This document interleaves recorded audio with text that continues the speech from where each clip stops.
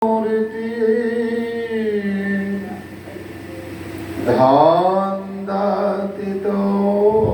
গগন সদিশম তত্ত্বমৎসদি লোকেশ এইকমেনিত্যং বিমলমচলম সর্বদা সাস্কিভূতম ভবাত্রিতম ত্রিগুণরহিতম সদ্গুরুতো নমামি। ওম যস্মাজ্জাতম জগৎ সর্বং যস্মিন্নেবং বিলীয়তে জনদন্দার্যতে চৈব তস্मै শ্রী গুরুবে নমঃ। ওম শ্রী গুরুবে নমঃ। ওম শ্রী গুরুবে নমঃ। ওম শ্রী গুরুবে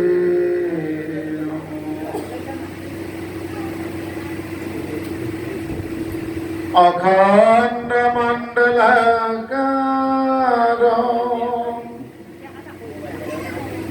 ব্যক্তং যেন চরাচরম তদ্ভুতং দর্শিতং যেন তস্मै শ্রী গুরুবে নমঃ। গুরু ব্রহ্মা গুরু বিষ্ণু গুরু দেব মহেশ্বর গুরুরেব পরম ব্রহ্ম তস্मै শ্রী গুরুবে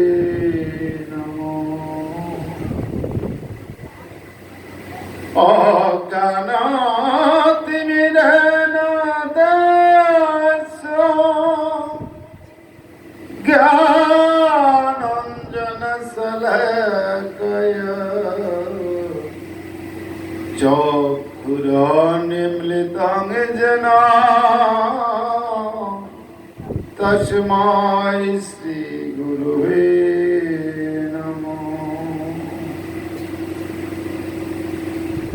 ন গুরুরধিকং তত্ত্বং ন গুরুরধিকং তপ তত্ত্বজ্ঞানম পরম নাস্তি তস্मै শ্রী গুরুবে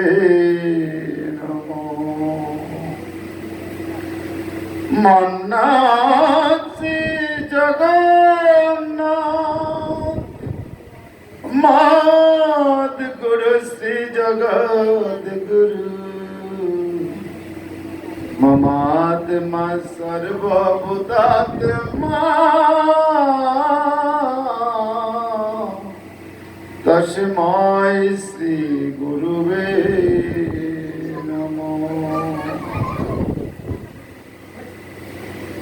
মূকং করোতি বাচালং পঙ্গুং লঙ্ঘয়তে গিরিম যৎকৃপাতমহং বন্দে পরমানন্দ মাধব। ওমেকং পরমং ব্রহ্ম ওমেকং শরণং মম সর্বেষাং মিলনং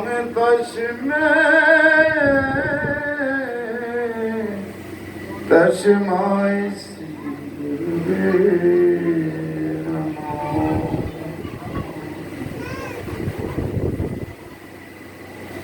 আমি সর্বপ্রথম আমার শতকোটি প্রণাম নিবেদন করি। যার অহেতুক করুণায় আমার মতো দিনহীন ধর্ম জগতে আসার সুযোগ হয়েছে, সেই পরম কৃপাল গুরুদেব যুগস্রষ্টারি শ্রী অখণ্ড মণ্ডলেশ্বর শ্রী শ্রী স্বামী স্বরূপানন্দ পরমহংসদেবের রাতুল চরণে আমার প্রণাম নিবেদন করছি। মদ গুরুর সঙ্গে অভেদ জ্ঞানে জগতের সকল সদ্গুরুর চরণে আমার প্রণাম নিবেদন করছি। প্রণাম নিবেদন করছি আমার সম্মুখে বসা আমার মাতৃমণ্ডলী ও আমার ভাতৃমণ্ডলী ও আমার বাবারা ও ভাইয়েরা ও বন্ধুরা, সকলকে আমার শ্রদ্ধাপ্লুত প্রণাম নিবেদন করছি।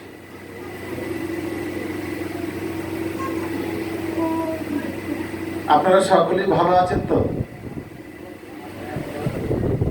একটু জোরে বলেন, সবাই কি ভালো আছেন? সবাই ভালো আছে? কেউ আমরা কেউ ভালো না। আমরা সবাই কোনো না দুঃখে দুঃখী, কোনো না অসুখী অসুখী, কোনো না কোনো কারণে আমরা ব্যথিত দুঃখিত, বরাকান্ত হৃদয়। ছেলের কাছে যদি দুঃখ বলি ছেলে কষ্ট পাবে, মেয়ের কাছে দুঃখ বলি দুঃখ মেয়েও ভাগ করে নেবে। তাই কারো দুঃখই কারো কাছে আমরা বলি না, যার যার দুঃখে মনে রাখি। সবাই আমরা দুঃখী। সর্বপ্রথম কথাটি হচ্ছে, এক লোকের 1 মাস আগে তার একটি ঘর পোড়া গেছে, আগুনে তার একটি ঘর পুড়ে গেছে। বিয়ের বাড়িতে অনেক দূরে। তিনি 1 মাস পরে তিনি সেই বিয়ের বাড়িতে আসলেন, তাকে দেখালেন, জিজ্ঞেস করলেন, বিআই মহাশয় ভালো আছে? হ্যাঁ ভালো আছে। এটা কি বলেন? আপনার না ঘর পড়ে গেল, তারপর ভালো কি করে? এটাকে বলে ঘর পোড়াওয়ালা। আমরাও যে ভালো আছি সকলেই, এই ঘর পোড়া ভালো আছে।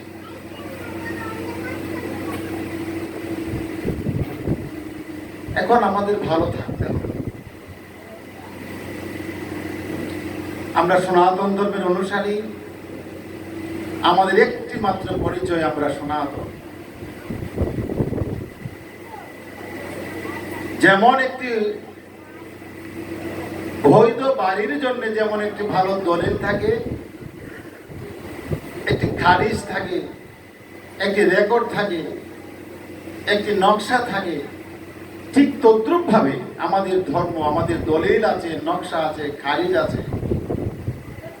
অতএব খারিজ এবং দলিল না থাকিলে যেমন বাড়ির মালিকানাটা সত্য সত্যি প্রমাণিত করা যায় না, ঠিক তদ্রুপ ভাবে ধর্মেরও বিভিন্ন সংবিধান বা দলিল ছাড়া নিজেকে ধার্মিক বলা যায় না। আর যতক্ষণ পর্যন্ত নিজেকে ধার্মিক বলা না যাবে, ততক্ষণ পর্যন্ত আমি সুখী না। পরম সুখীকে বলুন তো, চিৎকার করে বলুন, পরম সুখীকে? ভগবান। আর তো কেউ বলেন না। কেন বলেন না জানেন না? পরম আনন্দময়কে। পরম একটু জোরে বলতে পারে না, ঘুমের লাগলেও তো ছাড়তে পারে। পরম আনন্দময়কে। আর পরম সুখদাতা হচ্ছেন ভগবান। পরম পূর্ণকে। আর পরম দয়ালুকে। এখন আমাদের নৌকা দিয়ে আসলাম বলাকুর থেকে। এই নৌকার মধ্যেও জল ছিল, আবার এই নৌকাটি জলের মধ্য দিয়ে বলাকুর থেকে আমাদেরকে নিয়ে এসেছে ডুবে নিয়ে। তার কারণটা কি ছিল? নৌকার মধ্যে জলের পরিমাণ কম ছিল। আর যদি সেই নৌকার মধ্যে জলের পরিমাণ বেশি হতো, এই নৌকা কি আসতে পারত? ডুবে যেত। কোথায়? সেই জলে। আমরাও ঠিক সে ভব সাগরের জলের মধ্যে আমরা ভাসছি। আমরাও ডুবে যাব যদি আমাদের মধ্যে পাপের পরিমাণ যদি বেশি হয়ে যায়। ডুবে যাব। পাপ করেনি কে? লঙ্কা রাবণ থেকে আরম্ভ করে আমি পর্যন্ত পাপ করি, কিন্তু পরিমাণে যদি আমাদের কম থাকে আমরা এপার থেকে ওপারে যেতে পারবো। আর যদি পরিমাণে বেশি হয় আমাকে ডুবে যেতে হবে।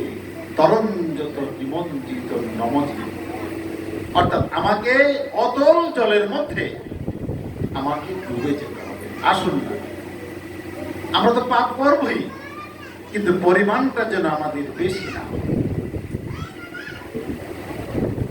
এখন সামান্য পাপ করেছিল যুধিষ্ঠির মহারাজ, সামান্য একটি ভুল করেছিল, সামান্য একটি কৌশল করেছিল মাত্র, আর স্বয়ং ভগবান শ্রীকৃষ্ণ সেখানে উপস্থিত ছিল। ভগবান নিজস্ব তাকে রক্ষা করতে পারেনি, কারণ সেই সামান্য ভুলের জন্য তিনি তার রথটি ডুবে গেল, অর্থাৎ ডেবে গেল মাটিতে। যুদ্ধক্ষেত্রে তার যাওয়া হলো না। সামান্য ভুলের জন্য তিনি নরক দর্শন করতে হয়েছে। তিনিও ভুল করে মাপ পেয়েছেন, উদ্ধার পেয়েছেন, আবার সে ভগবানেরই দয়ায়।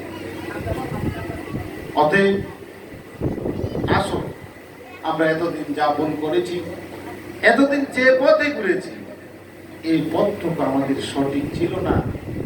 আমাদেরকে এখন ঘুরে দাঁড়াতে হবে এবং সঠিক পথে আমাকে চলতে। সমবেত শুধু ভগবান পূর্ণ, আমরা সকলেই অপূর্ণ। ভগবান শুদ্ধ, আমরা সকলেই অশুদ্ধ। ভগবান দয়ালু, আমরা বেঈমান। ভগবান অত্যন্ত পরিপূর্ণ, আমরা আংশিক ভাবে বেঁচে আছি। অতএব সেই ভগবানের যদি আমি সন্ধান করি, আমার মধ্যে পরিপূর্ণতা, আমার মধ্যে শুদ্ধতা, আমার মধ্যে দয়াতা অবশ্যই অবশ্যই আসতে বাধ্য। সমবেত শুধু আমরা সনাতন ধর্মের অনুসারী।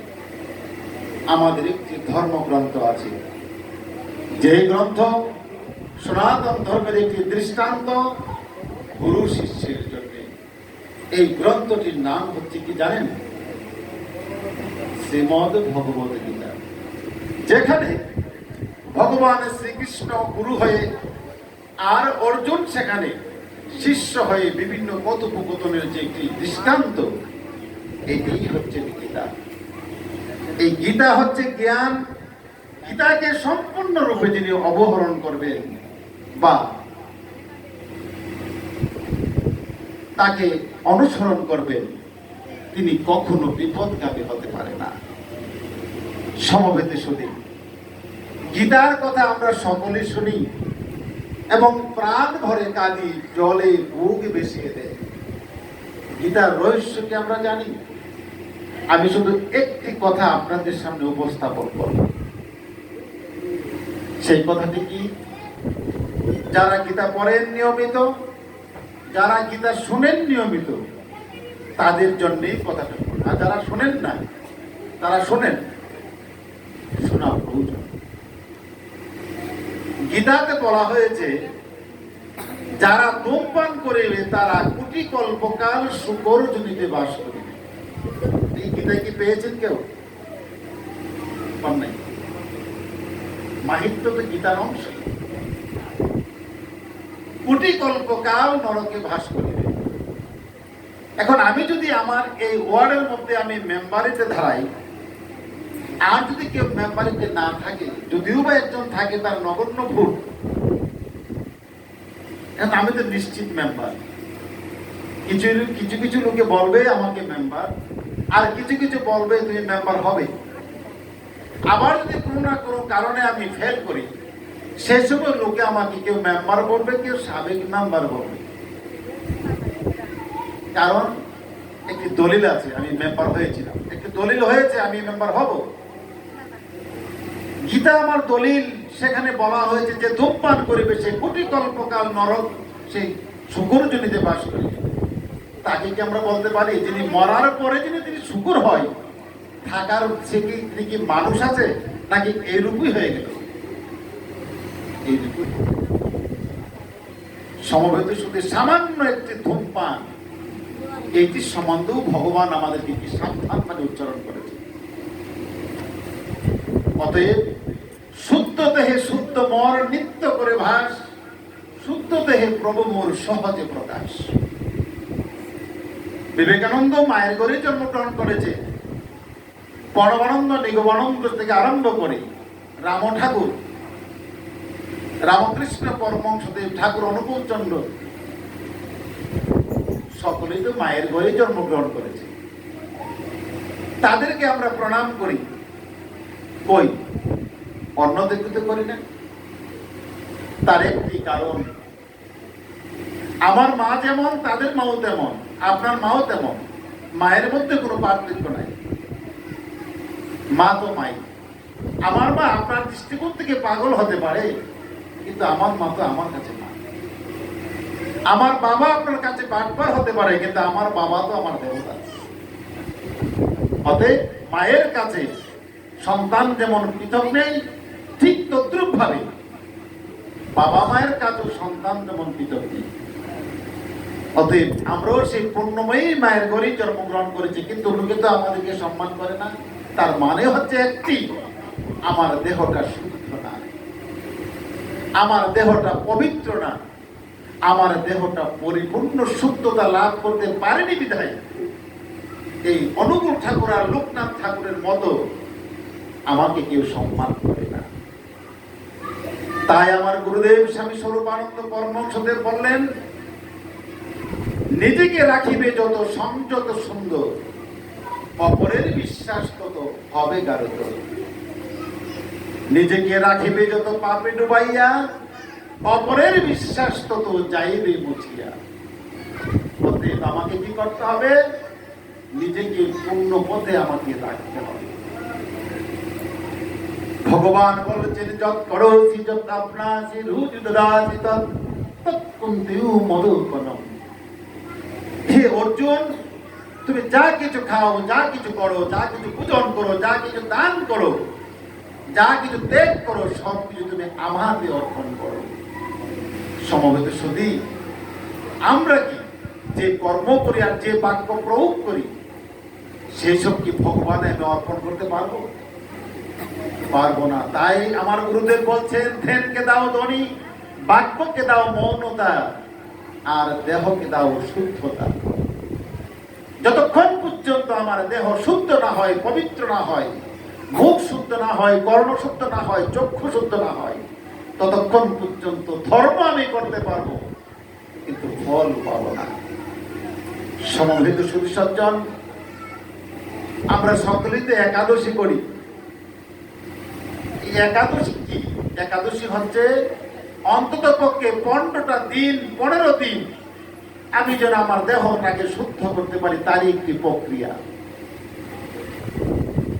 আমি চক্ষু দিয়ে খারাপ কিছু দেখবো না, কর্ণ দিয়ে আমি খারাপ কিছু শুনবো না, মুখ দিয়ে আমি খারাপ কিছু বলবো না, এবং আমি আমার লিঙ্গ এবং বক্ষতা দিয়ে খারাপ কিছু প্রবেশ করবো না, পা দিয়ে আমি খারাপ জায়গায় হেঁটে যাব না, হাত দিয়ে খারাপ কিছু স্পর্শ করবো না, নাক দিয়ে খারাপ কিছু ত্রাণ নেব না, এমনকি আমি আমার মনকে সযত্নে আমি এইসব থেকে আমি দূরে রাখিব।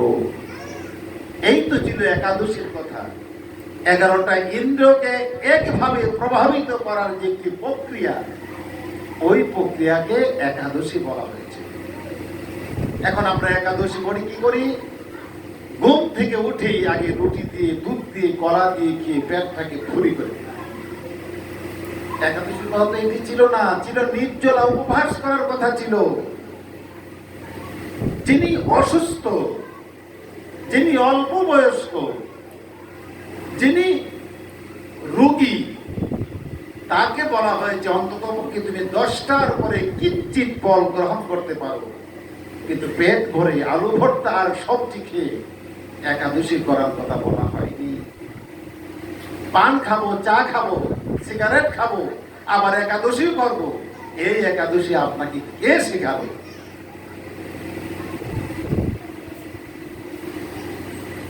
এই পঞ্চরবিশস্যের মধ্যে তো ডাল পড়ে না, অবশ্যই তেল পড়ে, সেখানে গম পড়ে, ভুট্টা পড়ে, চাল পড়ে। এইগুলি গ্রহণ করে আমি একাদশী কি করি? কি করে আমি পান খাই, এটা একাদশী খাওয়া যায়? আপনি কোথায় পেলেন? এইভাবে দেখবেন তো আপনি যদি সকালবেলা ভাত খান, আপনি 2টার সময় আপনাকে পেটে খিদে লাগবে।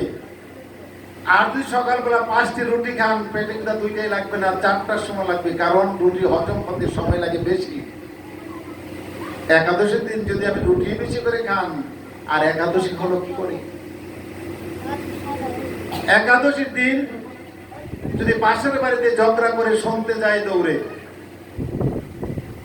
একাদশীর দিন কোন পা দিয়ে হেঁটে যায়, একাদশীর দিন যদি বেশি খায়, পায়খানা হবে, প্রস্রাব হবে, লিঙ্গ বক্ষদের আমার নিয়ন্ত্রণে রইল কোথায়? একাদশীর দিন যদি আমি সারাদিন আমি ধর্মকর্মের মধ্যে লিপ্ত না থাকি, আমার মন প্রাণ যাবেই যাবে। একাদশী করে আমার লাভ কি হলো? বরঞ্চ আপনার পুত্রের বা স্বামীর এই ফল বা রুটি আটা খেয়ে তার পয়সাটা ক্ষতি করবে। করার মতো আমাদেরকে করতে হবে। আমাদের একাদশী দেখে মুসলমান ছেলে মেয়েরা হাসি দেয়, এটাই তারা রোজা? সমভেদী ছবি। আমি এখানে আমার গুরুদেবের মত প্রচার করতে আসিনি, শিষ্য করতে আসিনি। আমার গুরুদেব বলছেন, আমি শিষ্য চাই না, সাধক চাই, দল চাই না, বল চাই, শক্তি চাই না, আমি ভক্তি চাই। সনাতন ধর্মে গুরু ধরা বাধ্যতামূলক, গুরু তোমাকে ধরতেই হবে, গুরু দীক্ষা তোমাকে গ্রহণ করতেই হবে। অতএব তোমাকে গুরু ধরে তুমি সাধন করতে করো। আর ও গুরুদেব ভালো, ও গুরুদেব ছোট, এইসব তো গুরু ভক্তহীনতায় আসে। শাস্ত্রে বলছেন, মন্নাথি জগন্নাথ, মত গুরুচি জগৎ গুরু, মামাত্মা সর্বভূতাত্মা। আমার আত্মাটাই জগতের সকলের আত্মা, আবার আমার গুরুদেব সকলের গুরুদেব, আবার সকলের গুরুদেবই হচ্ছে আমার গুরুদেব। অতএব এখানে তো গুরু নিয়ে কোনো বাড়াবাড়ির প্রয়োজন নেই। আপনি যেই গুরুদেব ধরেছেন ঠিক আছে, বিশ্বাস, ভক্তি, শ্রদ্ধা সহকারে তার কাছ থেকে শিখে রাখুন একাদশী কিভাবে করবে, পারনা কিভাবে করবে, তার কাছে শিখুন আপনি হরিবাসর কিভাবে করবে, আর তার কথা মতোই আপনার জীবনটাকে পরিচালনা করুন, আপনার জীবনটা ধর্মময় হয়ে যাবে। সমভেদে শুনি। এখন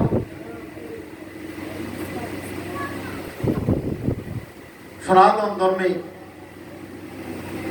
লক্ষ্মী পূজা, সরস্বতী পূজা, কার্তিক পূজা, গণেশ পূজা, সন্তোষী মার পূজা, লোকনাথ ঠাকুরের পূজা, অসংখ্য পূজার অভাব নেই আমাদের ধর্মে। আমরা শুনি 33 কোটি দেবতার বাসস্থান আমাদের সনাতন ধর্মে, তারপরেও আরো কত নতুন দেবতারও আবির্ভাব হচ্ছে। এত সব পূজার মধ্যে এইখানে আবার কোনটা নিয়ে আসবেন, এই তো একটা প্রশ্ন আপনি থাকতে পারে, আছে না মনে?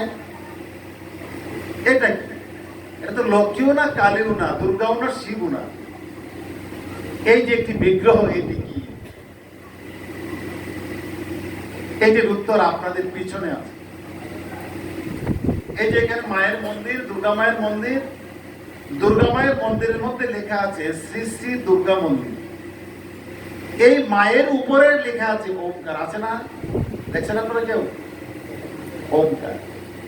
আপনার বাবার নামে একটি মঠ তৈরি করবেন, অনেক কিছু লিখবেন, কিন্তু সর্বপ্রথম লেখো ওমকার। এটি কি? এটি কি কারণ ছাড়াই লেখা হয়েছে? আপনি গীতা পড়বেন, গীতার প্রথম লেখা আছে ওম তৎসৎ। একটু ভিতরে ঢুকেন, সেখানে লেখা আছে ওম নব ভগবতে বাসুদেবায়। আরেকটি ভিতরে ঢুকেন, ওম কৃষ্ণস্তু স্বয়ং ভগবান। আপনি ভাগবত পড়বেন, সেখানে যান ওম নারায়ণায়। চণ্ডী পড়বেন, সেখানে যান ওম চন্দ্রিকায় নমঃ। এইভাবে সমুদ্র শাস্ত্রের সমস্ত গ্রন্থে প্রথমেই এই শব্দটাকে আমাদের পণ্ডিত আর সাধক মনি ঋষিরা লিখে দিয়েছে। এটি প্রচার করেছেন একজন সাধক। কে সেই সাধক? তিনিই আমার গুরুদেব স্বামী স্বরূপানন্দ পরমহংসদেব। আপনারা কেউ এই অনুষ্ঠান সম্পর্কে সন্দেহ করেন, এই অনুষ্ঠান সম্পর্কে ভুল বুঝেন, অনুষ্ঠান সম্পর্কে বুঝতে পারছেন না, এটা আপনাদের দোষ না। কারণ নতুন যখন কোনো একটি জিনিস কারো মধ্যে আসে, তখন সেটি নিয়ে একটি সন্দেহ, একটু সংশয় থাকতেই পারে। যেটি হরে কৃষ্ণ নাম নিয়েও ছিল। গৌরাঙ্গ মহাপ্রভু যখন হরে কৃষ্ণ কৃষ্ণ কৃষ্ণ হরে হরে, হরে রাম রাম রাম হরে হরে, এই নাম যখন তিনি প্রচার করলেন, সেখানেও বলা হয়েছিল মরা মরার নাম। সেখানেও গৌরাঙ্গ মহাপ্রভুর মাতাতে ওই ব্রাহ্মণের সন্তান হয়ে জগাই আর মাধায় কলসির খানা মেরেছিল। সেই সময় আমার গৌর সুন্দর বলেছিল, মেরেছিস কলসির খানা, তাই বলি কি প্রেম দিব না। এই মার খেয়েও তিনি হরিনাম প্রচার করেছেন বিদায় আজ গায়কের গান গিয়েছেন, নিমাই সেই নাম প্রচার করেছে। অতএব নতুন যে কোনো জিনিস যে কারো মধ্যে আসে, তা নিয়ে একটু সংশয় আসবে, সন্দেহ আসবে, এতে আপনার পাপ হবে না। জিজ্ঞাসা করে যে নিয়ে বুঝে, তখন তার থেকে সন্দেহ আস্তে আস্তেই দূর হয়ে যাবে। আমরা দুর্ভাগ্য 1914 সালে পরমারাধ্য শ্রী শ্রী বাবামণি অর্থাৎ আমাদের গুরুদেব, চাঁদপুর তিনার বাড়ি, চাঁদপুর আদালত পাড়া তার বাড়ি। তার মায়ের নাম হচ্ছে মমতাময়ী দেবী, আর পিতা হচ্ছে সতীশচন্দ্র গঙ্গোপাধ্যায়। 4 ভাই এবং 4 বোনের পরমারাধ্য শ্রী শ্রী বাবামণি হচ্ছেন তৃতীয় সন্তান। তার সেই চাঁদপুর বাড়ি থেকেই তিনি তার গ্রামের পাশেই একটি ঘোড়ামারার মাঠ আছে, হেদুয়ার ঘোড়ামারার মাঠ, চাঁদপুরের মাঠ। সেই মাঠের মধ্যে তিনি 3 থেকে 4টি 5টি ছেলেকে ডেকে এনে বললেন 1914 সালে, যে আমি আজকে তোমাদের সম্মুখে একটি আন্দোলন প্রকাশ করিব। এই আন্দোলনটির নাম হচ্ছে চরিত্র গঠনমূলক আন্দোলন সভা। অর্থাৎ সকলেই তো সকল ধর্ম করে, সকলেই সকল সভা করে, আমার সভাতে শুধু একটি কাজ, এটি হচ্ছে মানুষকে প্রকৃত মানুষ করার যে একটি প্রক্রিয়া, এই প্রক্রিয়া আমি শিখাবো। আজ থেকে সেই আন্দোলনের শুরু হলো। সেই আন্দোলনের ধারাবাহিকতা 100 বছর ধরে চলে আসছে। যে আমরা যে নতুন শুনলাম, আমরা দুর্ভাগ্য এইদিকে হবিগঞ্জ আর এইদিকে কিশোরগঞ্জ শহরের পরে আমাদের স্বামী স্বরূপানন্দ পরমহংসদেব আর বাটি এলাকায় নামতে পারেন। তার সময় তিনি কোলাতে পারেন। 1965 সালে এ দেশ ছেড়ে তিনি ভারতে চলে যান। দুর্ভাগ্যক্রমেই স্বরূপানন্দের পদধূলি এইসব অঞ্চলে পড়েনি বিদায় আপনারা স্বরূপানন্দের নাম শুনেননি। কিন্তু পৃথিবীতে আমরা স্বরূপানন্দের অনুসারে আমরা প্রায় 2 কোটি ধর্ম। 1997 সালের জরিপেই আমরা প্রায় 2 কোটি সন্তান তার আছে। এখন দুর্ভাগ্যক্রমে আবার সৌভাগ্য হলো, এই বাটি অঞ্চলের মধ্যে আশুগঞ্জ চরসোনারামপুরে পরমারাধ্য শ্রী শ্রী গুরুদেব আমাকে দিয়ে তিনি একটি আশ্রম প্রতিষ্ঠা করলেন। এই আশ্রমের নেতৃত্বে 2007 সাল থেকে প্রচার প্রসার আরম্ভ হল। এই পর্যন্ত এই আশ্রমে প্রায় 17 থেকে 16,000 ছেলে মেয়ে দীক্ষা গ্রহণ করেছে। তারই ধারাবাহিকতায় 2014 সালে ঢাকার উসমানী মিলনায়তনে 6 জন বিচারপতির উপস্থিতিতে আমরা এই চরিত্র গঠন আন্দোলনের 100 বৎসর আমরা উদযাপন করেছি। এইভাবে দিয়ে দিয়ে স্বরূপানন্দের প্রভাব, স্বরূপানন্দের আন্দোলন ঘরে ঘরে প্রবিষ্ট হচ্ছে। তিনি বলছেন, আমি হিন্দু চিনি না, আমি মুসলমান চিনি না, আমি বুদ্ধ চিনি না, আমি খ্রিস্টান চিনি না, আমি চিনি মানুষ। হে মানুষ, তুমি দাঁড়াও, তোমাকে দিয়ে করাবো আমি অমৃতির ধারা। হে মানুষ, তুমি কে? তুমি চণ্ডাল সন্তান নাকি সত্যের চণ্ডাল, নাকি তুমি আবেঙ্গি? এটি আমার বিষয় না। আমি তোমাকে দিই, আমি অমৃত পূর্ণ পূর্ণ করিব। করেছে হে মানুষ, তুমি খুশ হও। তিনি বললেন, আমি কি চাই জানো? আমি চাই মানুষ বুঝে না যে পরের দোষ, নিন্দা স্তুতি সমান জানে, নিন্দা এবং স্তুতির মধ্যে তিনি সমান থাকে, এবং যে মানুষ অন্যের দোষ বুঝে না। কিন্তু আমরা দুর্ভাগ্য, আমরা করে কি, ঘুম থেকে উঠেই অন্যের দোষ বুঝতে আরম্ভ করি। এই হচ্ছে আমাদের চরিত্র। আর যদি নিজে একটু দোষ করি, এই দুষ্টকে ডাকার জন্য তো আরো বেশি বেশি দোষ করি। এই হচ্ছে আমাদের চরিত্র। আমার গুরুদেব বলছেন, আমি কি চাই? আমি মানুষ চাই, সৎ কাজে যার লজ্জা নাই। আপনাদের অঞ্চলে এসে যেমনটুকু আনন্দ পেয়েছি, তার চেয়ে একটু কষ্ট বেশি পেয়েছি। কেমন কষ্ট জানেন? আমার 16 থেকে 17,000 শিষ্যের মধ্যে মনে হয় 100 আছে বুড়ো মানুষ, আর বাকি সবটি এই 30-এর নিচে। যখন কোনোদিন যদি আমার ভাগ্য হয়, আপনাদের চরণদলি আমার আশ্রমে পাই, দেখবেন ওখানে 1000 ভক্ত যদি উপস্থিত থাকে, সেখানে 998 জনই যুবক। আর আপনাদের এখানে দেখলাম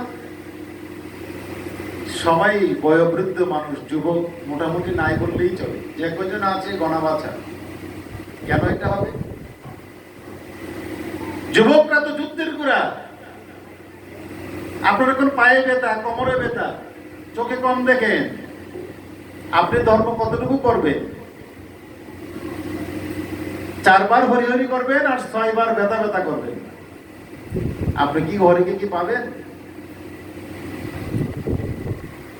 এখন তো বড় সমস্যা হয়ে গেছে। এটা কি বলেন আপনি? আমি কি হরিকে ডেকে পাবো না? যৌবন বড় বিষমকাল। ভগবানকে পাওয়া যেমন সহজ, আবার অশৃঙ্খল পথে যেমন তেমন সহজ।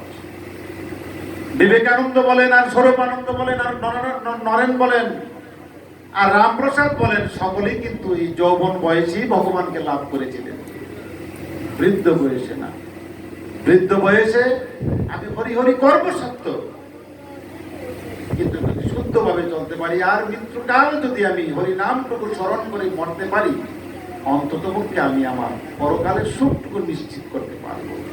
এর জন্যই করি। কিন্তু যদি যৌবন থেকে আমি করতাম, তাহলে বৃদ্ধকালে আমাকে এত কষ্ট করতে হতো না। ভগবান শ্রীকৃষ্ণ গীতায় বলছেন, অভ্যাসং শ্রেয়ং নাস্তি। অভ্যাস ছাড়া কোনো কিছুই কারো চরিত্রে স্থায়িত্ব লাভ করে না। অতএব আমি যদি অভ্যাস করতাম ছোটকালে, তবে আমার সৎ অভ্যাসগুলি আমার চরিত্রের মধ্যে প্রবিষ্ট হয়ে যেত। সমবেত সতী, যে কথাটি বলছিলাম, স্বামী স্বরূপানন্দ সেই চাঁদপুরের সন্তান। তার সমাধি হয়েছে 1984 সালে সেই কলকাতার শহরে। এর মধ্যে তিনি প্রায় 34টি আশ্রম প্রতিষ্ঠা করে গেলেন, 100 বই তিনি রচনা করে গেলেন, অজাতক আশ্রম তিনি প্রতিষ্ঠা করলেন, অখণ্ড উপাসনা মন্দির প্রতিষ্ঠা করলেন। আর তার বিশেষ উপহার আমাদের জন্য সমবেত উপাসনা। এখন এই সমবেত উপাসনা তিনি আমাদের মধ্যে কেন দিলেন? আপনাদের অনেক প্রশ্ন আপনাদের মনের মধ্যে আছে। আমি যাওয়ার পরে বলবেন, থাকতে বলবেন না। থাকলে বললে খুশি হতাম, আমি কষ্ট নেই না প্রশ্ন করলে। যাওয়ার পরে বলবেন না। এটি তো মহিলাদের স্বভাব। স্বামী যখন গড়তে যায়, তখন তাই করছে, সেই করছে, এই তিনি বলে, এই এই আমি সারাদিন কি করি দেখে না। আর যখন ঘরে আসে, পরিষ্কার। এই পুরুষের স্বভাব না। আপনার মনের কোণে যে কোনো প্রশ্ন নির্দ্বিধায় বলে ফেলবেন। যদি পারি উত্তর দেবো, না বললে তো ক্ষমা চাইবই। প্রশ্ন হলো, পাঠকরা তো পাঠ করে, আপনি যে দাঁড়ায় কথা বলছেন, আপনি দাঁড়ায় পাঠ করছেন কেন? গীতাও সামনে নেই, গ্রন্থও নেই। কারণ গীতা গ্রন্থ যদি আমার মাথায় থাকে, তার সামনে থাকা দরকার। এটার উত্তরটি। আর দ্বিতীয়টি হচ্ছে, আমার গুরুদেব বলছে, বাবারে এই যে একটি আসন, এটার নাম হচ্ছে বেশ আসন। বেশদেবের পরে আর এই আসনের যোগ্য কেউ পৃথিবীতে আর হয়নি। এই আসনে তোমরা বসে পাঠ করতে, তোমরা গীতা ভাগবত আলোচনা করবে দাঁড়িয়ে। আর কেউ যদি দুঃসাহস করে সেখানে বসে পাঠ করে, তারা করুক, এই সম্বন্ধে তুমি সমালোচনা করতে চাইবে। কিন্তু তোমরা এই বেশদেবের নিশ্চিত বানিয়ে তোমরা দাঁড়িয়ে দাঁড়িয়ে বলবে। তিনিও তার 100 বছর 98 বছর জীবনের মধ্যে তিনি 25 বছর জীবন থেকে তিনি তার ধর্ম কর্মের ভাষণ শুরু করেছিলেন প্রায় 91 বছর। আর শেষের 7 বছর তিনি অসুস্থ ছিলেন, বক্তৃতা দিতে পারেননি। তিনি প্রায় এই দীর্ঘ জীবন তিনি দাঁড়িয়ে দাঁড়িয়ে বক্তব্য দিয়েছেন, বসে তিনি বক্তব্য দেননি। এটির অত্যটুকু সেটা। আর এইখানে আমরা দক্ষিণ দিকে বিগ্রহ বসে উপাসনা করেছি, এটা কোন শাস্ত্র? এটার শাস্ত্র হচ্ছে একটি, ওই দিকে একটি মন্দির আছে, ওই দিকের মন্দির থেকে আমরা ফিস দিয়ে, উত্তর দিকে ফিস দিয়ে আমরা করি। আর পূর্ব দিক যদি দেয়, তাহলে আপনাদের চলা এবং বসার একটু কষ্ট হবে। আর এমনি একটি বিগ্রহ, সেটি দেবতা নয়, কোন গ্রহ নক্ষত্রের বিগ্রহ নয়, এটি হচ্ছে ঈশ্বরের প্রতিচিত্র। এই বিগ্রহ পশ্চিম দিকে বসতে পারে, উত্তর দিকেও বসতে পারে, দক্ষিণ দিকে বসতে পারে, পূর্ব দিকে বসতে পারে। আর যদি পশ্চিম দিকে বসাতাম, তাহলে দরবারের শেষ ছিল না, কিন্তু মুসলমান পশ্চিম দিকে বসবে, তারও সর্বনাশ হইত। এই জন্য পশ্চিম দিকে দিলাম না, এই জন্য এইদিকে বসালাম। আরেকটি কথা হলো, এই যে শ্যামলের গুরুদেব, শ্যামলের বউরাতে পাক খায়, অন্য গুরুদেব তো খায় না। কেন খায় না জানেন? অন্যদেবের গুরুদেবের মন্ত্র দিয়ে শিষ্যকে শুদ্ধ করতে পারে না। ওই গুরুদেবের মনে সন্দেহ থাকে যে আমি যে আমার শিষ্যকে মন্ত্র দিলাম শুদ্ধ হওয়ার জন্য, আঁখ শুদ্ধ করার জন্য, কান শুদ্ধ করার জন্য, চক্ষু শুদ্ধ করার জন্য, তার মন্ত্রের দ্বারা ওই সন্দেহ থাকে আমার শিষ্যটা শুদ্ধ হয় নাই। কারণ তিনি জপে ওঙ্কার মন্ত্র আর শিষ্যকে দেয় আরেক মন্ত্র, যার দরুন তার সন্দেহ আমার শিষ্য শুদ্ধ হয় না, যার দরুন আপনার হাতে খাই না। আর আমি, আমার গুরুদেব, তিনি যেই ওঙ্কার মন্ত্রের সাধনা করতেন, আমরাও সকলকে সেই ওঙ্কার মন্ত্রে দিয়ে তাকে শুদ্ধ করে বিদায়। আমার সন্তানের হাতে আমি খাবো না, খাবে কে? অতএব আমি যদি আমার সন্তান হাতে খাই, আমার সাধনায় বিঘ্ন ঘটে না, আর তাদের বিঘ্ন ঘটে। কারণ তিনি জপে এক মন্ত্র আর শিষ্যকে দেয় আরেক মন্ত্র, তিনি খাই ফোলাও আর শিষ্যকে দেয় খুদের ভাত, যার দরুন তার মনে সন্দেহ। এই জন্যই তিনি আপনার পকেটের পয়সা তিনি নিতে পারে, এটা সত্য, আর আপনার ঘর হাতে খেলেই অসত্য। আপনার টাকাটা কি দই নেই? দইয়ে নেই না, কারণ এটা সত্য, দইলে চলবে না। আর আপনার ঘরে আপনার হাতে যদি খায়, এটাই অশুদ্ধ হয়ে গেল। এটা হচ্ছে মানসিক রোগী। আর আমার গ্যাস্ট্রিকও নাই, হজম হয় না, তাদের গ্যাস্ট্রিকও আছে, এই জন্য হজম হয় না। এই প্রশ্নের উত্তরটা দিয়ে গেলাম। সমবেত শুধু এত সব পূজার মধ্যে স্বরূপানন্দ আবার এই পূজার আবির্ভাব কেন করলেন? শুধুমাত্র একটি কারণ। সে কারণটি কি? তিনি বললেন, ওরা চাহে একা একা করিতে সাধন, সবাইকে নিয়ে মোর পূজার আয়োজন।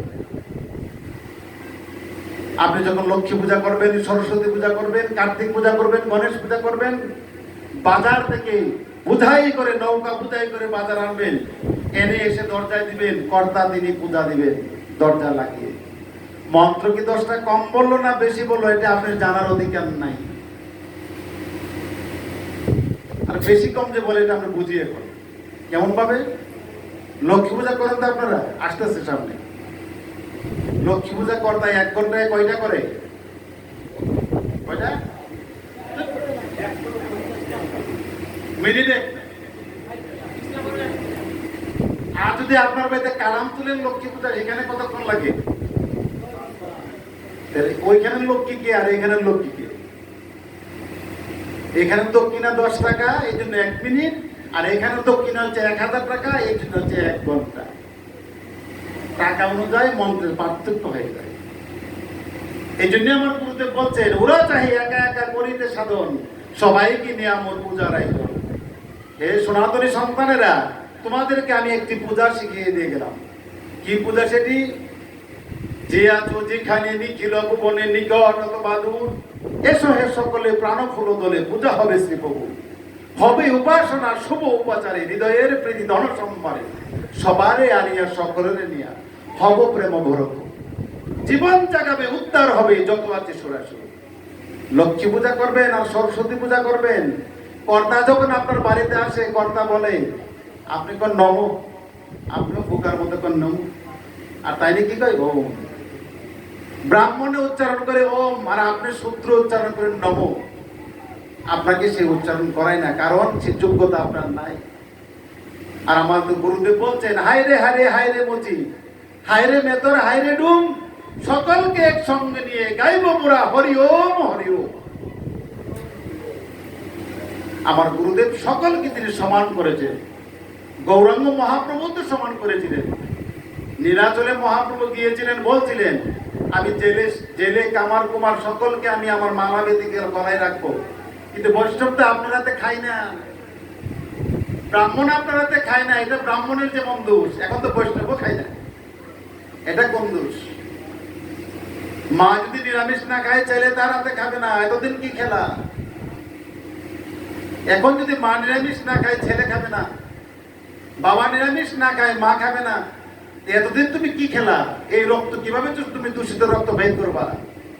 এতদিন যে মার হাতে গিয়েছ, এই প্রশ্নের উত্তর কি? অজানা, অজানা, কেউ জানে না। এই হচ্ছে আমাদের ধর্ম।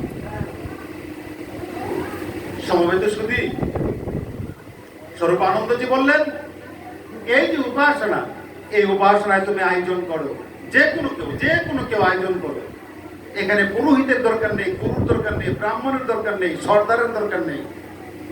যে আগে আসবে তিনি আগে বসবেন, যে পরে আসবেন পরে বসবেন, যিনি মধ্যে আসবেন মধ্যে বসবেন। তিনি যদি গ্রামের চেয়ারম্যানও আসে, পরে আসে তিনি পিছনে বসবেন।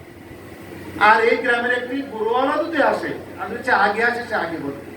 সমবেত উপাসনার সময় সকলে সমান। এখানে ভগবানের আরাধনা হবে, ঈশ্বরের আরাধনা হবে। 1 কেজি বাতাস আনলে যতটুকু মন্ত্র পড়বে তুমি, আর 1000 মন ডাল চাল দিয়ে যদি তুমি খিচুড়ি করো, মন্ত্র এটুকুই করতে হবে, কম বেশি নাই। আমাদেরকে উপাসনা শিখিয়েছেন। কারণ কেন? তিনি বললেন, উপাসনার মাধ্যমে খণ্ড বিখণ্ড মানব জাতি এক হবে। আপনারা এক বরেণ্য গ্রামে, এক জাতের গ্রামে আছেন, উপলব্ধি করতে পারছেন না আমরা কি অবস্থায় আছি।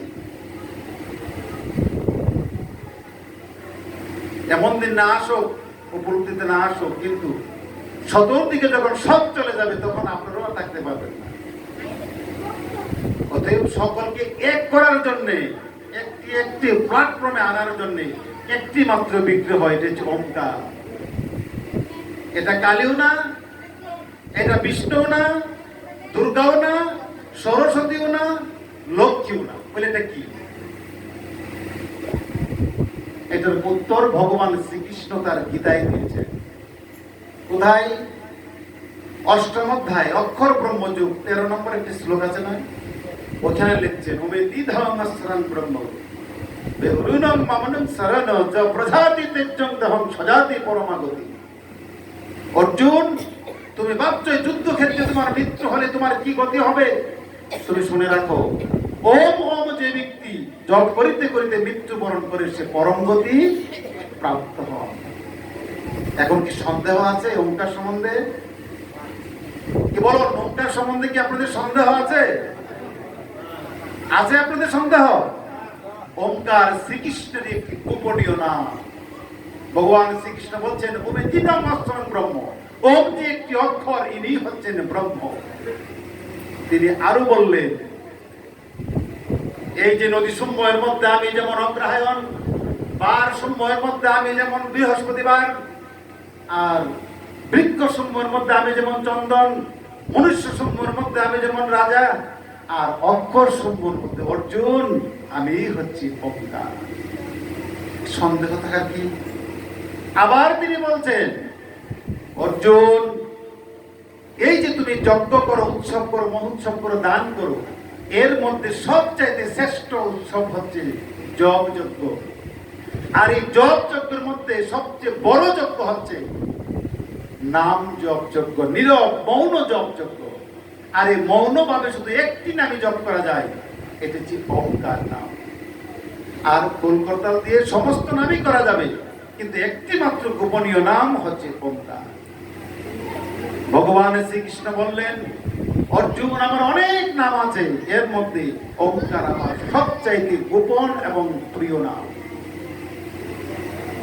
আপনি পড়বেন, ভাগবত পড়বেন, ভাগবতে সুখদেব গোস্বামী সেই রাজন পরীক্ষিতকে বললেন, হে রাজা পরীক্ষিত, আপনার মৃত্যু আরো 3 দিন বাকি, 3 দিন পরে আপনার মৃত্যু নিশ্চিত।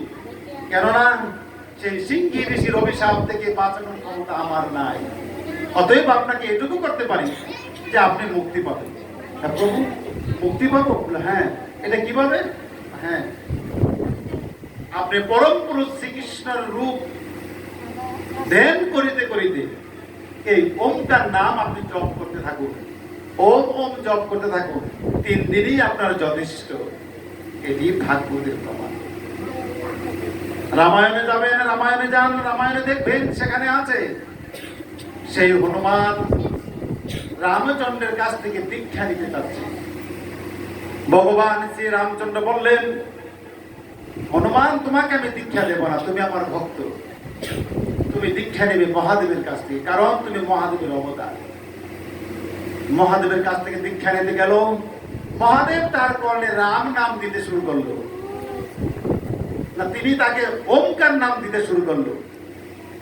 সেই হনুমান বলল যে ভগবান আমি তো ওমকার নাম শুনবো না, আমি রাম নাম শুনবো। বললেন না, আমি রাম নামে দীক্ষা দিতে পারবো না, আমি ওমকার নামে দীক্ষা দেবো। আমি যে নামে সাধন করি আমি সে নামে দীক্ষা দেবো। আমরা বলি না মহাদেব বম বম করতো, আসলে তিনি বম বম করতেন না, তিনি ওম ওম করতেন। এখন এই ওমকার সাধনা করতেন মহাদেব, সে মহাদেব কাছে দীক্ষা তিনি দিলেন না। কেন? তিনি ওমকার মধ্যে দীক্ষা দিলেন। শ্রীরামের কাছে গেলেন, ভগবান আমাকে তো মহাদেব সেই ওমকার মধ্যে দীক্ষা দিচ্ছে। ভগবান শ্রী রামচন্দ্র মাথা নত করে বললেন, হনুমান তুমি এই নামে শুনে নাও, কারণ এই নামে আমিও সাধন করি, শ্রী মহাদেবও সাধন করি, তুমিও করো।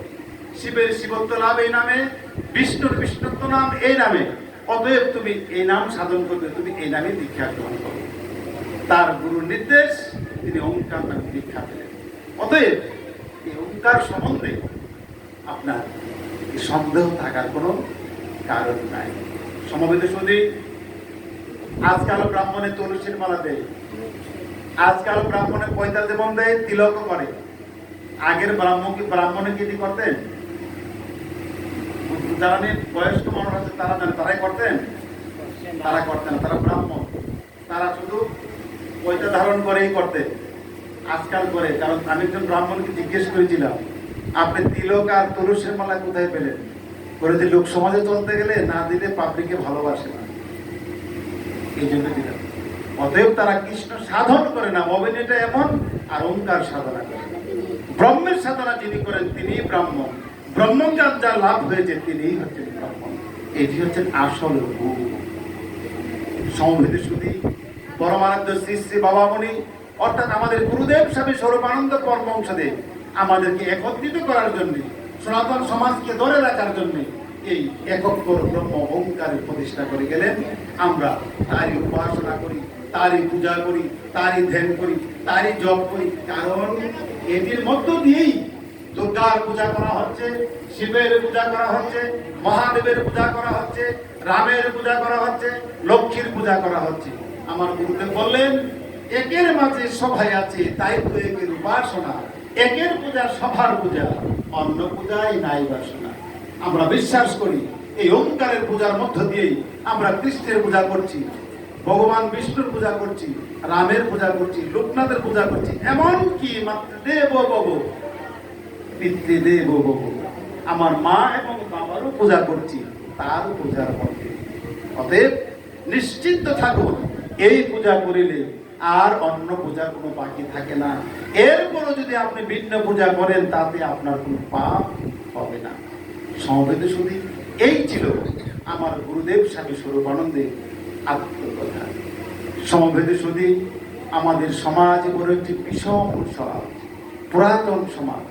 সনাতন ধর্মের আগে আর কোনো ধর্ম ছিল না, সনাতন ধর্মের পরে আর কোনো থাকবেও না। এটি চিরন্তন সত্য, সত্য, সত্য। বলা হয়েছে হরের নাম হরের নাম হরের নাম কেবলম কইলা নাস্তিব্য নাস্তিব্য নাস্তিব্য গতির অন্যতা। হরি নাম ছাড়া আর কোনো গতি নাই নাই নাই। এখন একজন অনুকূল ঠাকুরের শিষ্য, তিনি কি হরিনাম করছেন না? একজন রামকৃষ্ণ ঠাকুরের শিষ্য, তিনি কি হরিনাম করছেন না? একজন বিবেকানন্দের শিষ্য, তিনি কি হরিনাম করছেন না? নির্মল মত বলুন আর যে কোনো মতে বলুন, তারা তো হরিনামই করছে।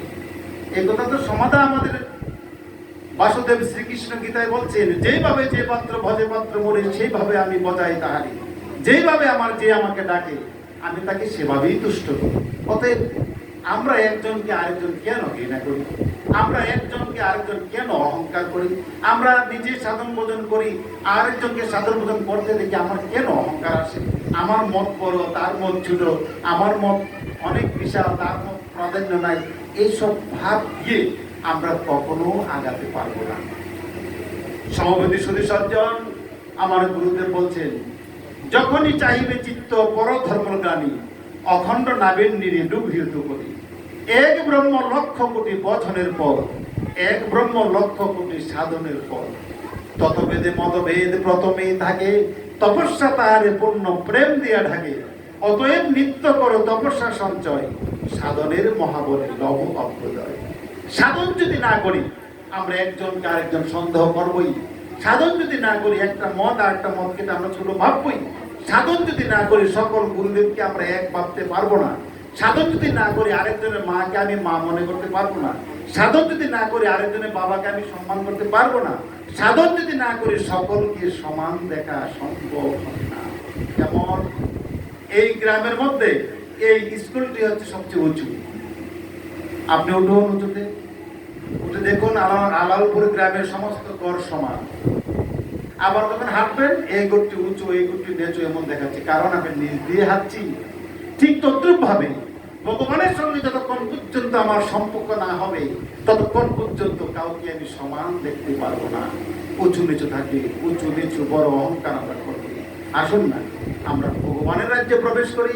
যার যে গুরুদেব যেভাবে সাধন পথ প্রদান করেছে, আসুন আমরা সেইভাবে সাধন ভোজন করি। আমার জীবন সাকসেসফুল, নতুবা ব্যর্থতায় গ্লানি ভরা আমার এই জীবন। অতএব আমাকে যে কোনো প্রকারই হোক, আমার এই মানব জীবন, আমার শিল্পী গিয়েছে, এ দুর্লভ মানব জন্ম হইবে হইবে জন্ম হইবে শতবার, মনুষ্য জন্ম না হইবে আর। এই জন্ম তো আমরা আর পাবো না। সেই ব্রহ্ম পবিত্র পুরাণে বলা হয়েছে, কেউ যদি চাল ধান চুরি করে তিনি ইঁদুরের ঘরে জন্ম নেবে, কেউ যদি কাউকে হিংসা করে তিনি সাপের ঘরে জন্ম নেবে, কেউ যদি জবরদস্তি করে তিনি সিংহের জন্ম নেবে, যিনি প্রচুর পরিমাণ মাংস খাইতে ভালোবাসে তিনি বাঘ হয়ে জন্ম নেবে, যিনি সবসময় সেই তামসিক খাবার খেতে পছন্দ করে তিনি সেই শুকুর রূপে জন্মগ্রহণ করবে। এইভাবে তো আমাদের শাস্ত্র গ্রন্থগুলিতে আমাদেরকে সাবধান করা হয়েছে। মা গৃধা কশচি দদনম, তুমি অন্যের দলে তুমি চুরি করিও না, অন্যের দলে তুমি লুট করিও না। আমাদের মনে ঋষিরা আমাদেরকে বারবার সাবধান করেছে, আমরা কিন্তু শুনছি না। আমার মৃত্যুর পরে কি হবে আমরা কেউ জানি না। আমি কোথায় যাব আমরা কেউ ভালো করে জানি না। এখানে আছি 60 বছর 70 বছর 80 বছর, আমাকে যেতে হবে। একটাই সত্য, আমাকে মরতে হবে। আর একটাই আশ্চর্য, আমি বেঁচে আছি। আমার ছোট মরে গেছে, আমার বড় মরে গেছে, আমি আছি, এটাই আশ্চর্য। আর একটাই সত্য, আমাকে মরতে হবে। কিন্তু এই মরার পরে আমি যাবো কোথায়? মরার পর তো ওখানে আমি যাব, ওখানে কি আমি 70 বছর থাকবো নাকি 80 বছর থাকবো নাকি 80,000 বছর থাকবো আমরা কেউ জানি না। ওই মৃত্যু নাকি নিশ্চিত আছে যেহেতু সত্য, মৃত্যুর পরেও আমাকে নরক এবং স্বর্গের সুখ দুঃখ আছে এটাও সত্য। আর মুক্তির স্বাদ গ্রহণ করলে আমাকে আর জন্ম নিতে হবে না, স্বর্গ এবং নরকের উভয় থেকে আমি বেঁচে যাব, এটাও সত্য। অতএব আসুন যার যার গুরুদেবের কাছ থেকে আমরা এই মুক্তির স্বাদ গ্রহণ করি, তবেই আমরা মুক্তি পাবো। আপনি আরেকজনের শিষ্য, আপনাকে আমি মুক্তি দিতে পারবো না, দেওয়া সম্ভব না। আমার শিষ্যকে আমি মুক্তি দিতে পারবো না, তাকে পথ দেখাতে পারবো, আমাকে এই পথে চলতে হবে। শিষ্য মানে কি? শিষ্য মানে কি আপনারা সবাই বলতে পারবেন? শিষ্য শব্দের অর্থ হচ্ছে শিশু। গুরুদেব বললেন আজকে মঙ্গলবার, আপনি বললেন গুরুদেব কি পাগল হয়ে গেল, আজকে তো বুধবার, আপনি শিশু না সাবালক? সাবালক। শিষ্য শিশু। গুরুদেব আমাকে যেইভাবে বলবে আমি সেটাকে সেইভাবে মেনে নেওয়ার নামই হচ্ছে প্রকৃত শিষ্যের লক্ষণ। আর যদি বিচার বিশ্লেষণ করি, বাপ ডিঙ্গে ঘোড়া খায় ঘাস খেতে কথা আছে না, এমন কিন্তু হয়ে যাবে। অতএব গুরুদেব যেমনই হোক, এই গুরুদেবের কাছ থেকে আপনার মুক্তির সন্ধান আপনাকেই গ্রহণ করতে হবে। আমার গুরুদেব বলছেন মন্ত্রলয় কিন্তু যারা না করে সাধন, গাবে কিনে কিন্তু তারা না করে পালন, বিবাহ করিয়া যারা না করে পালন, বৃক্ষ রূপিয়া যারা নাহি করে জলসিঞ্চন, বই কিনিয়া যারা না করে পটন, অধপথে সেই জন অধপথে যায়, ব্যবসায়িক সেই জন লোকসান পায়। অর্থাৎ সেই ব্যক্তি যেদিন মন্ত্র গ্রহণ করছে সাধন করে না, বই কিনেছে কিন্তু পড়ে না, তার টাকাটা তো লোকসান। বৃক্ষরোপণ করেছে, জল সিঞ্চন করে নাই, বৃক্ষের জীবনটাই তো বাদ। বিবাহ করেছে, তিনি বউকে লালন পালন করে না, তার ঠিকানা তো জেলে। আর মন্দির করেছে, করে না অর্চনা, এই মন্দির করে লাভ কি হলো? অতএব আসুন না আমরা আমাদের লক্ষ্যে চলি, আমরা আমাদের পথে চলি। আমরা মানুষ, একটা গরু, একটা কাক, একটা শিয়াল, একটা কুকুর, একটা ভেড়া, এরা তাদের গন্তব্যস্থল জানে না, কিন্তু আমরা জানি। আপনি বলবেন আমি বুঝি না, আপনাদের সম্মুখে কি কেউ কেউ এভাবে আসে না বোঝাতে? নিশ্চয়ই আছে, আপনি বুঝেন না। এইটা হিন্দু গ্রাম, হিন্দু অধ্যুষিত গ্রাম। এই গ্রামের তুলনায় এই মানুষগুলি কি কম হলো না? আপনারা তো এমনও করতে পারতেন যে একটা লোক অনেক দূর থেকে আসছে, লোকটাকে একটু দেখেই আসি, কি বলে এটাই শুনে আসি না। তাহলে একটা মুসলিম ছেলে যখন আপনাকে প্রশ্ন করে, আপনি বলেন আমি জানি না, লজ্জা হওয়া উচিত। আমি জানি না, কেন জানি না? আপনার ঘরে গিয়ে কি কেউ শিখাবে নাকি এখানে শিখানো হচ্ছে? আপনার পাঠ হচ্ছে, এখানে আপনি আসছেন না, একজন পাঠক আপনি বড় দূর থেকে টাকা দিয়ে আনছেন, তিনি পাঠ করছে, আপনি শুনছেন না, তাহলে কার দোষ? আপনি ঘরে থেকে শুনবেন? অনেক ছেলে আর বিভিন্ন অঞ্চলে মুসলমান হয়ে যাচ্ছে, মুসলমানের মেয়ের সাথে সম্পর্ক করে নিচ্ছে, তাদেরকে ওয়াশ করা হয়, বলা হয় যে তুমি তোমাদের ধর্মে কি আছে? কিছু নাই, মাটির মূর্তি বানায় পূজা করো, তোমরা মানুষ মরে গেলে পুড়ে দাও, এইসব কিছু বলে বলে আমাদের ছেলেগুলির মাথা ব্রেন ওয়াশ করে দেয়, পরে তারা মুসলমান হয়ে যায়। আমার গুরুদেব বললেন যে এই যে তাদেরকে ব্রেন ওয়াশ করে, কারণ কি? আমাদের পাঠক বলেন, গুরুদেব বলেন, আর ব্রাহ্মণ বলেন, এই লোকগুলি নিজের পেটের চিন্তা করে কিন্তু শিষ্যের চিন্তা করে না। যদি করত, একটা শিষ্য ধর্মান্তরিত হতো না। সমবেত সুধী, আপনারা চিনবেন, আপনাদের জেলাতেই কুলিয়ারপুর উপজেলা একটা গ্রাম আছে ছয়সতী, ওখানে একজন লোকের 5টি ছেলে, তিনি গীতা পাঠ করতেন, আমি নাম বলবো না, এখানে ছয়সতী যারা আছে তারা চিনে। তিনি গীতাপাঠ করতেন, তার 6টি ছেলে, একটি ছেলে মুসলমান হয়ে গেছে, আরেকটি ছেলে তাবলিগে চলে, তাবলিগ করে। কত 5টা ছেলে, 6টি ছেলেই একজন গুরুদেবের দীক্ষিত। এই গুরুদেব আমার দাঁতের ডাক্তার। এই অবস্থা দেখে হরিনাথ বাবু আমাকে ধরেছে, আমি কি করব, আমি কি করব? যে ছেলে তো চলে গেছে গেছেই, আর বাকি ছেলেগুলি আবার পুনরায় আমাদের আশ্রম থেকে দীক্ষা নিয়ে গেছে। ও এখন তো মুসলমান হতে চায় না। তার কারণ আমার গুরুদেব স্বামী স্বরূপানন্দ বললেন, অনেক অনেক মহাপুরুষ সেই ধর্মের জন্মগ্রহণ করেছে। মধ্যপ্রাচ্য থেকে একটি ধর্ম আসছে একেশ্বরবাদ নিয়ে, তারা আমাদের ধর্মকে খেয়ে ফেলবে, তারা কি একদিন অনুভব করতে পারে নাই? কিন্তু আমি স্বরূপানন্দ অনুভব করেছি, আমাদের সনাতন ধর্মের মানুষগুলিকে তারা গ্রহণ করে নেবে। তাই আমি একেশ্বরবাদ প্রতিষ্ঠিত করেছি। হরি ওম মানে ঈশ্বরে, হরি ওম মানে ঈশ্বর আছেন, হরি ওম মানে ঈশ্বরী সব। আমাদের একটি ছেলের সঙ্গে যখন কোনো মুসলমান কথা বলে, সে বলতে বাধ্য হয় যে তোমরা ঠিক আছো, অন্যরা ঠিক নাই। সমবেতের সুধী, আপনাদের পায়ে ধরে বলি, আমাকে ভুল বুঝবেন না। এই যে কয়দিন পরে মায়ের পূজা আসবে, কার পূজা? দুর্গা মায়ের পূজা আসবে। এই পূজার কয়েকদিন আগে থেকে আপনি ঘর মুছবেন, শুদ্ধ হবেন, দেহ মুছবেন, আপনার কাপড় চোপড় ধুইবেন না গো মায়েরা? কিসের জন্যে? মা আসবে আপনার গৃহে, আপনি শুদ্ধভাবে নিরামিষ খাবেন, এই তো আশা করলেন। মা তো আসলেন মন্দিরে,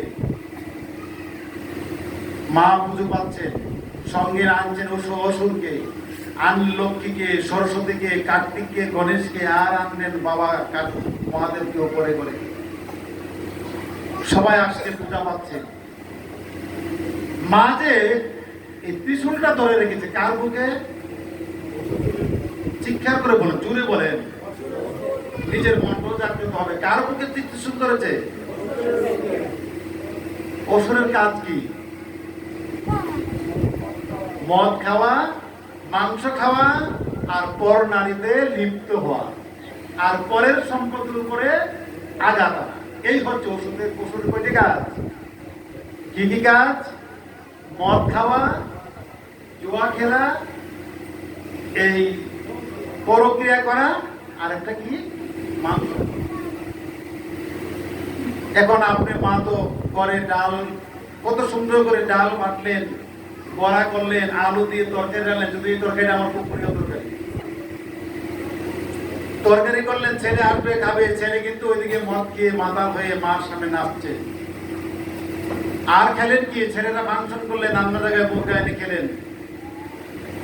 এটি হচ্ছে মদ খাওয়া হচ্ছে, নারী আসক্ত হচ্ছে, জোয়া খেলছে।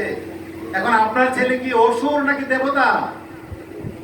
এই অসুর গিয়ে মায়ের সম্মুখে নৃত্য করছে, আর মার অসুর, মা অসুরের বুকে তো ত্রিশূল। এই কয়দিন মা সহ্য করতে করতে করতে করতে মা পরে ঘরে কি কয়দিন পূজা পেয়ে কান্না করতে করতে চলে যায়। আমরা বলি মা বাবার বাড়ি যায় তাই কান্না করে, বাবার বাড়ি ছেলে স্বামীর বাড়ি যায় তাই কান্না করছে। আর আমরা বলি মা এই অসুরের তাণ্ডব দেখে কাঁদতে কাঁদতে চলে যায়, যে এই অসুরের বেলা আমি আর না। এই জন্যই দুর্গা পূজা যেখানে করা হয়, বিনাশ হয় বিনাশ। এই অসুরগুলিকে মা বিনাশ করবেই। অতএব আপনাদের হাতে পায়ে হাত রেখে বলি, এই কথা বলবেন না যে ছেলেরা এক সময় মদ খায়, ছেলেরা এক সময় জুয়া খেলেই, ছেলেরা এক সময় মাতাল হবেই, ছেলেরা এক সময় পরকীয়া করবেই। এটুকু বলে ছেলেদেরকে উৎসাহ দিয়ে না দিয়ে বলেন, এই ছেলে তুমি, এই যুবক তুমি এখনই শুদ্ধ হও, নতুবা তোমার বার্ধক্যে তোমার এই দোষ যাবে না। এই অসুরগুলিকে আমাদেরকে মানুষ করতার জন্যই মা এই অসুরকে দিয়ে দেখিয়েছেন, দেখো আমি অসুরকে বিনাশ করছি। আর অসুরকে বিনাশ করার জন্যই আমি মর্তে আগমন করেছি। অতএব এই অসুরগুলিও বিনাশ করবেনই মা। অসুর কোনোদিন বাঁচতে পারবে না। একটা ঘটনা বলে আপনাদের এই এলাকার মধ্যেই, জায়গাটা বলবো না। দুর্গা পূজার দিন রাত্রে উঠেছে তিনি ডাব খাবে, রাত বাজে সময় একটা। মদ খেয়ে মাতাল হয়ে তিনি ডাব খাবেন, উঠেছে, ধরবে তিনি ডাবের ঢাকায়, ধরেছে পাতায়, পরে গেছে, পড়লেন ঘরের চালে, চাল থেকে পড়লেন টিউবওয়েলের উপরে, টিউবওয়েলতে পড়লেন পাকার উপরে। রাত 1টা বাজে, ডাক্তারেরও ব্যবস্থা নাই, প্রাণটা এখানেই চলে গেল। এটি কি মানুষের জীবন? এভাবে কি মানুষ মরে? এভাবে কি মরতে পারে? আশ্চর্য! এটা কুকুরের মিত্র হয়ে পাবে, পশু পাখির মিত্র হয়ে পাবে, মানুষ তো এভাবে মরতে পারে না। অতএব আপনাদের কাছে সবাই নিবেদন, আমার গুরুদেব বলছেন, বাল্য বলে বয়সের উপেক্ষা করো না, বাল্যেই করিতে হবে ব্রহ্মের সাধনা। নরম থাকিতে মাটি গড়ন সম্ভব, অনিন হইলে মাটি মানে বরাবর। এই ছোট্ট শিশুটাকেই আপনাকে মানুষ করতে হবে। জানি আপনাদের অঞ্চল শুদ্ধ ভালো, তারপরেও বলি, যখন আপনার বাবা মারা গেল, মা মারা গেল, কত দুঃখ। আমার বাবা, আমার মা আমাকে পেটে ধারণ করেছে, বাবা তার মাথার রক্ত পায়ে ফেলে আমার জন্য কত কিছু করেছে, কিন্তু এই বাবা মারা গেল, দুর্ভাগ্য যে বাবাকে দাহ করা হবে, যারা দাহ করবে তাদেরকে মদের পয়সা দিতে হবে। এটা কি হলো? এটা কি হয় একটি সভ্য সমাজে? আর এটা কাক যদি মারা যায়, আরো 10টি কাক তো কান্নাকাটি করে। এতে চিল যদি মারা যায়, আরো 10টি চিল উপর দিয়ে উড়ে। একটি মানুষ মারা গেছে, আরেকটি মানুষ মদ খায়। এরা কি মানুষ? মা দুর্গার কাছে প্রার্থনা করে, মা এদেরকে হয় সম্মতি দাও, আর সম্মতি যদি তুমি না দাও, এদেরকে বিনাশ করো, নতুবা এই সনাতন ধর্ম ঠিক হবে না। সমবেত সুধী, দুঃখ, একটা বিয়ে যখন হয়, একটা স্বামী স্ত্রী বিয়ে হয়, সেখানে একটি বংশের উৎপত্তি হয়। আমরা মায়ের ঘরে জন্মগ্রহণ করেছি, আমার মা আপনার মার মতোই, আমার বাবা আপনার বাবার মতোই বিয়ে করেছে। এখানে একটি ছেলে যদি সন্তান জন্ম হয়, মেয়ে সন্তান জন্ম হয়, এখান থেকে একটি বংশের উৎপত্তি হয়, একটি বংশের উৎপত্তি হয়। আর এই বংশটা যদি অপবিত্রতার মধ্যে উৎপত্তি হয়, এই বংশ তো কি হবে? ভগবান শ্রীকৃষ্ণ গীতায় বলছেন বর্ণ সংকরের কথা। গীতা তো পড়ি আমরা, গীতা কতক্ষণ ধারণ করি। এই বর্ণ সংকর গুলি ওই তারাই। এখন বিবাহ হবে, বিবাহের আগের দিন কি অধিবাস, অধিবাসে মায়েরা কত সুন্দর গান গায়, মিষ্টি গায়, মেয়েটাকে ছেলেটাকে দর্পণ দিয়ে হাতে ঘি ভাত খাওয়ায়, কত সুন্দর। আর অপদার্থগুলি করে কি? 2টা বক্স আনে। আমরা কিন্তু বক্স আনছি, আমরা কিন্তু হরিনাম করছি, আইএমএ ডিসক্রিপশন কিন্তু করছি না। 2টা বক্স আনে, আইনে এমন বাজানো বাজায়, পাশের বাড়ি যদি রোগী থাকে এটাও বোঝে না, পাশের বাড়ি যদি একটি শিশু থাকে ঘুমাতে পারছে না এটাও বোঝে না, এমন ভাবে বাজায় সারা গ্রাম একবারে আলু করে। গার্জেনও বলে না, পাশের বাড়ির সর্দারও বলে না। তো আরেকবার কিন্তু অসুস্থ, ঘুমো না কোনোদিনই, 2 ঘন্টা ঘুমাইতে পারে না, সে কিন্তু সারা রাত্র সজাগ। আর ওই জানোয়ারের বাবা বলতেছে কি, 1 রাত দাদা, 1 রাত। তো তার ছেলেরে বলতে পারে না যেটা বাজাইস না, ছেলের কাছে এত এই ছেলে বাদ দিবে, এই ছেলে রোজগার করে বাদ দিবে? কখনো না, আশা নাই। ছেলে ইঞ্জিনিয়ার হবে, মাস্টার হবে, ডাক্তার হবে, দার্মিক হয় না, বাদেরও আশা নাই। ছেলে অনেক বড় হতে পারে, কিন্তু আপনাকে বাদ দেবে না নিশ্চিত, কারণ সে ধর্ম করে নাই। ধর্ম শিক্ষা দেয়, মা এবং বাবাকে প্রণাম করো। ধর্ম শিক্ষা দেয়, মদ খেও না, গাঁজা খেও না। ধর্ম শিক্ষা দেয়, জুয়া খেলো না, পরকিয়া করিও না। কিন্তু মাস্টারি বলে না, ইঞ্জিনিয়ারিং বলে না। ইঞ্জিনিয়ারিং মধ্যে বলা হয়েছে ঈশ্বর নাই। অতএব আপনার ছেলেকে আপনি ঠিক করতে হবে। আর আপনার বাড়িতে যে ব্রাহ্মণ আসতেন, তিনি মন্ত্র পড়াবেন বিয়ের, ইনি যদি বলতেন যখন তার বাড়িতে গেছিলেন যে আমার মেয়ের বিয়ে, আপনি যাবেন, তিনি যদি একটু বলতেন যে শোনো, সর্বপ্রথম লিখলাম স্পিকার আনতে পারবা না, এরপরে লেখো শাখা সিঁদুর লেখো না, এই তার উপর টাকার কাছে ধরা। যদি আমার না নেন, আমার কি উপায়? এই ভয় আমরা দিতে নাই। পাঠ করতে যাই, একবারে বেশি আমাকে 2 বার নেই না, আমার যাওয়ারও প্রয়োজন মনে করি না। আমি টাকার জন্য আমি পাঠ করি না, বক্তব্য দিই। আমি আমার কোনো নির্দেশে বক্তব্য দিই আর পাঠ করি। আমাকে কে নিবে আর কে নিবে না, আর কে ভালো বলবে আর কে মন্দ বলবে, এই চিন্তা করে আমি ধর্মীয় কথা বলি না। আমি ধর্মীয় কথা বলি আমার বিবেককে জিজ্ঞেস করি, মনকে জিজ্ঞেস করি। আমি যা জীবনে করি নাই আমি তা উপদেশ দেই নাই, আমি যাহা করি আমি তাহাই সবাইকে বলি। অতএব আপনাদের কাছে আমার অনুরোধ, আপনার সমাজ থেকে এই স্পিকারটা বাদ দেন, যাতে এই বিবাহটা শুদ্ধ হয়, পবিত্র হয়।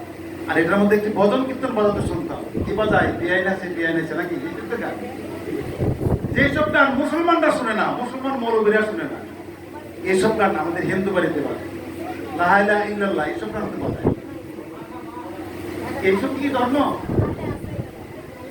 আপনি আসেননি এখানে হরিওম কীর্তন, এখানে কৃষ্ণ নাই। আরে অন্ধ গৌর সুন্দর বলছেন, যত্র যত্র নেত্র পড়ে তত্র তত্র কৃষ্ণ চড়ে। কৃষ্ণ নাই কোথায়? যেখানে যেখানে আমার চোখ যায় সেখানে আমার কৃষ্ণ আছে। যার চোখ আছে সে দেখে, আর যার চোখ নাই ওর কৃষ্ণের মধ্যেও কৃষ্ণ নাই। আর যার চোখ আছে ওই রুইদাস মতির বাড়ির চামড়ার জলের মধ্যেও গঙ্গাকে দর্শন করছে। চোখ থাকতে হবে, আর চোখ যদি না থাকে তাহলে আমি এখানে আর কৃষ্ণকে পাবো কোথায়? বর্ণের মধ্যে সর্বশ্রেষ্ঠ বর্ণ হচ্ছে ওঙ্কার। এই ওঙ্কার মন্ত্র, যত মন্ত্র আপনি পড়বেন সমস্ত মন্ত্রের আগে ওঙ্কার উচ্চারণ না করলে কোনো মন্ত্রই শুদ্ধ হবে না। অতএব ওঙ্কার হচ্ছে ভগবানের সর্বশ্রেষ্ঠ নাম।